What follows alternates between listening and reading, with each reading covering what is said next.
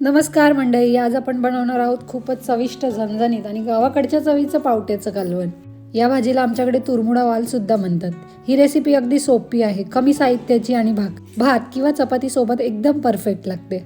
सगळ्यात आधी मी हा पावटा स्वच्छ सोलून त्यानंतर व्यवस्थित असं धुवून घेतलाय. पावटा खरं तर फायबरने भरपूर असतो आणि त्यामुळे पचनासाठी खूप चांगला असतो आणि यात प्रोटीन, आयन्स आणि विटामिन्स भरपूर प्रमाणात असतात, त्यामुळे शरीराला ताकद देते. आता आपल्याला मसाला तयार करून घ्यायचा आहे. त्यासाठी या ठिकाणी मी कोथिंबीर घेतली आहे, 7 ते 8 लसूण पाकळ्या घेतल्या, त्यानंतर एक अख्खं टोमॅटो घेतलंय, थोडेसे शेंगदाणे घेतलेत आणि खोबरं मी व्यवस्थित परतून घेतलंय. त्यानंतर या ठिकाणी मी एक कांदा घेतलाय, तो सुद्धा परतून घेतलाय आणि आता हा पूर्ण मसाला आपल्याला मिक्सरमध्ये बारीक त्याची पेस्ट करून घ्यायचंय. त्यानंतर या ठिकाणी मी कढई तापायला ठेवली आहे. कढई मी मीडियम आचेवर तापायला ठेवली आहे. त्यानंतर 1 चमचा एवढं मी तेल घेतलंय.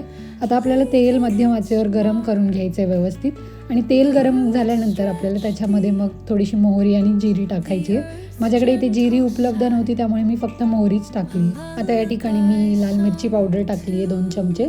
चमचा माझ्याकडे छोटा आहे, त्यामुळे मी 2 चमचे एवढे टाकलं आहे. त्यानंतर कांदा लसूण मसाला 2 चमचे टाकला आहे आणि पाव चमचा एवढी हळद टाकली आहे. हळदीचं प्रमाण या ठिकाणी थोडंसं कमीच घेतलेलं बरं. या ठिकाणी मी 1 चमचा गरम मसाला आणि 1 चमचा एवढी मिरची पावडर ॲड केली आहे.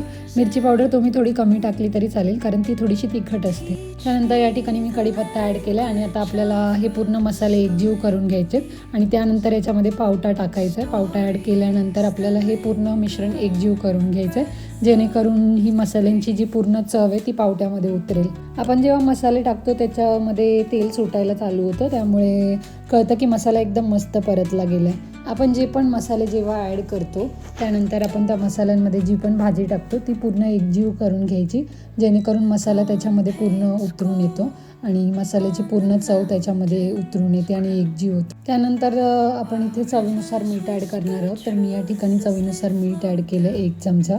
आता माझ्याकडे जो चमचा आहे तो छोटा आहे, त्यामुळे मी इथे 1.5 चमचा एवढं मीठ ॲड केलं आहे आणि पुन्हा हे मिश्रण मी एकजीव करून घेतलं, परतून घेतलं व्यवस्थित, जेणेकरून मसाले पूर्ण त्याच्यामध्ये उतरतील. आणि त्यानंतर मी जी मसाल्याची पेस्ट बनवली होती, जो कांदा, टोमॅटो, खोबरं, ज्याचा आपण मसाला तयार करून घेतला होता, मिक्सरमध्ये बारीक करून घेतला होता, तो आता मी या मिश्रणामध्ये ॲड करते. जेव्हा तुम्ही मिक्सरला मसाला बारीक करून घेताना तेव्हा खूप सारं पाणी टाकून बारीक नाही करायचं, थोडं थोडं पाणी टाकून मसाला बारीक करायचा, जेणेकरून तुम्हाला अशी थिक पेस्ट मिळते. आणि जेव्हा असा घट्ट मसाला तयार होतो ना, त्यामुळे भाजी किंवा जे आपण कालवण बनवतो, जो रस्सा बनवतो ना, तो अजून चवदार होतो. आता हे सुद्धा मिश्रण तुम्ही जेव्हा ॲड करताना तेव्हा तुम्हाला एकजीव करून घ्यायचं आहे व्यवस्थित, जेणेकरून तुमची भाजी पूर्ण त्या मसाल्यामध्ये मिक्स होऊन जाईल आणि जी तुमच्या मसाल्यांची जी चव आहे ती भाजीमध्ये एकदम ॲड होते आणि तुमची भाजी खूप चविष्ट बनते. मग त्यानंतर मी मसाल्याच्या भांड्यामध्ये पाणी टाकून मग ते पाणी याच्यामध्ये ॲड करून घेतलं आहे, कारण की आपण जो या कालवणाचा किंवा रस्सा बनवतो ना या भाजीचा, तर त्या रश्श्यासाठी आपल्याला पाणी ॲड करणे इथे गरजेचं आहे, जेणेकरून तो आपला पावटा आहे तो व्यवस्थित शिजून निघेल. तर या ठिकाणी तुम्ही पाहू शकता की आपला पावट्याचा रस्सा, पावट्याचं कालवण तयार झाले. रेसिपी आवडली असेल तर कमेंटमध्ये नक्की. तर ही होती माझी पावट्याच्या कालवणाची खास रेसिपी. घरी नक्की करून बघा आणि आवडली तर लाईक, शेअर आणि कमेंट करायला विसरू नका.